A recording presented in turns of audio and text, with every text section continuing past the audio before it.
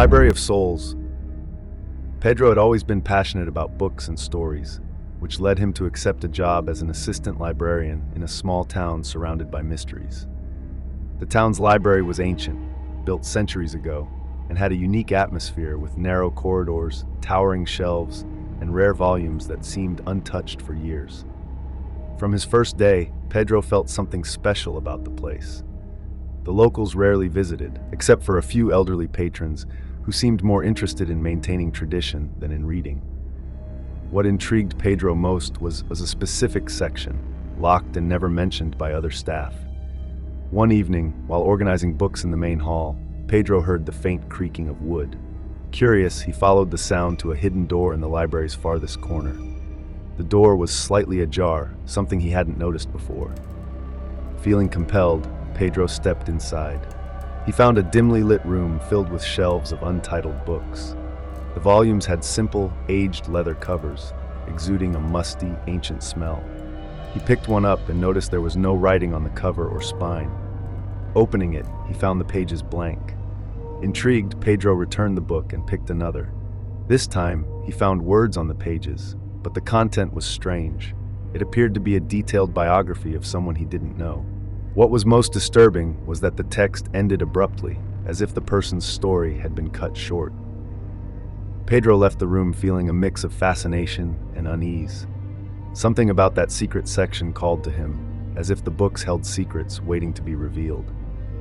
That night, he couldn't sleep, his thoughts consumed by the untitled books and their unfinished stories. He knew he would return to that room. Something inside him felt deeply connected to those books. The next night, Pedro's curiosity drew him back to the secret room. He couldn't shake the feeling that the books were somehow important. Walking cautiously, he re-entered the dim space, feeling the air colder and denser than in the rest of the library. As he browsed the shelves, his eyes fell on a particular volume. This one felt different. He picked it up and, to his shock, saw his own name engraved on the cover, Pedro Rodriguez. His heart raced. He opened the book with trembling hands and began to read. The first pages recounted intimate details of his life, things no one else could possibly know. It described his childhood, passions, and fears, as if someone had followed him throughout his life, documenting every moment. "This can't be real," he whispered, flipping through the pages more quickly. As he read, it became clear that the book described events that had happened recently, including the moment he discovered the secret door in the library. Then he noticed something even stranger. The last pages were blank, but as he watched, new words began to appear, detailing events yet to happen. Every word that formed on the page made his heart pound faster. The last sentence he saw read, "Pedro feels he is not alone." His breath caught in his throat. He lifted his eyes from the book and glanced around the room. The feeling of being watched was overwhelming. He snapped the book shut and stepped back, trying to process what he had just seen. Still clutching the book, Pedro left the room quickly, locking the door behind him. Back in the safety of the library's main hall, he tried to catch his breath, but he knew this was just the beginning. That book was connected to him in a way he couldn't understand, and the story was far from over. Over the next few days, Pedro couldn't stop thinking about the book with his name. The idea that his life was being written in real time disturbed him deeply. Determined to understand what was happening, he returned to the secret room to explore further. There he found other books, each with names he didn't recognize. Curious, Pedro picked one up and started to read. To his surprise, the book narrated the life of a woman named Clara, who had lived in the town many years ago. The descriptions were vivid, as if someone had followed every step of her life. Like his own book, Clara's story ended abruptly, with her mysterious disappearance. Intrigued, Pedro grabbed more books. Each one contained the life story of a different person, all ending the same way, with the subject disappearing inexplicably. The stories were eerily similar, detailing the lives of ordinary townsfolk who vanished without a trace. Pedro began to notice a pattern. The disappearances described in the books weren't mere coincidences. Something sinister was behind them. He decided to dig deeper, looking for connections between the stories and the town. Returning to the main library, Pedro searched the town's historical archives. He He found records of disappearances that matched the names in the books. Every one of those people had indeed vanished without a trace, their cases unsolved. The connection was undeniable. Somehow, the library was documenting the lives of these missing individuals. But what did it mean? Why were their lives being written down? And how did Pedro fit into all of this? As night fell, Pedro felt increasingly enveloped in a mystery far greater than himself. He knew the books were not mere records. They were traps, prisons for the souls of the disappeared. And now he was in danger of becoming another unfinished chapter. Pedro spent a sleepless night reflecting on the unsettling discoveries. The books weren't just records of lives, they were traps, capturing the stories and souls of those who had vanished. Now, his own book was being written, which meant he could be next.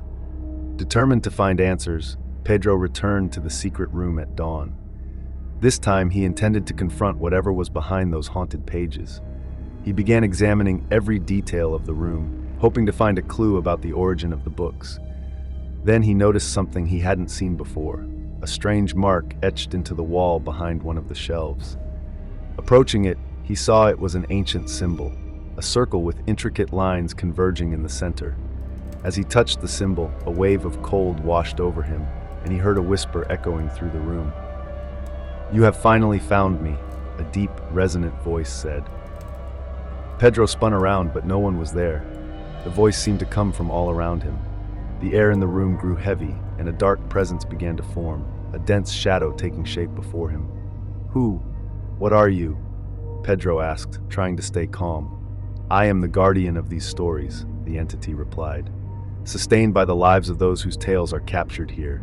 You, Pedro, are merely the next." Pedro felt a chill run down his spine. "Why are you doing this? Why trap these souls?" "To preserve their stories," the voice answered, with a hint of sarcasm. "Each life has an end, but their stories live on forever.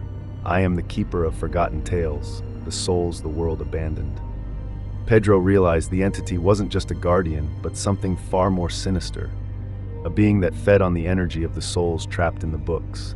He knew that unless he found a way to break the cycle, he would be imprisoned forever. "I won't let that happen," Pedro said firmly.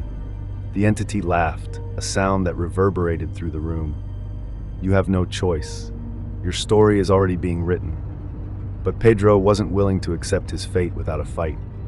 With newfound resolve, he began rifling through the books, searching for anything that could help him understand how to defeat the entity and free the trapped souls. Pedro knew he had to act fast. The dark presence of the entity made the air almost unbreathable, and he felt time running out. Rapidly flipping through the books, he desperately searched for something that could help him break the cycle and free the trapped souls. Then he found a book unlike the others. Its cover was dark, bearing the same symbol etched into the wall.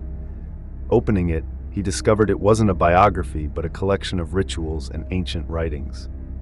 The words detailed the origin of the entity and how it had been bound to the library centuries ago, when the building was constructed on sacred grounds. The ritual described in the pages spoke of severing the link between the entity and the books. It was dangerous and required great courage, but it was the only way to free not just his own soul, but all those trapped there. As he read, Pedro realized he would need to confront the entity directly and use the symbol on the wall to weaken it. He had to recite an incantation from the book, channeling the accumulated energy of the trapped stories to break the cycle.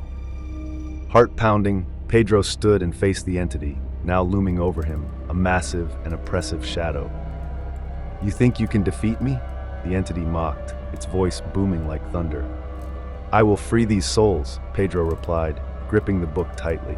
"You won't control them anymore." With determination, he began reciting the incantation, his words resonating through the room.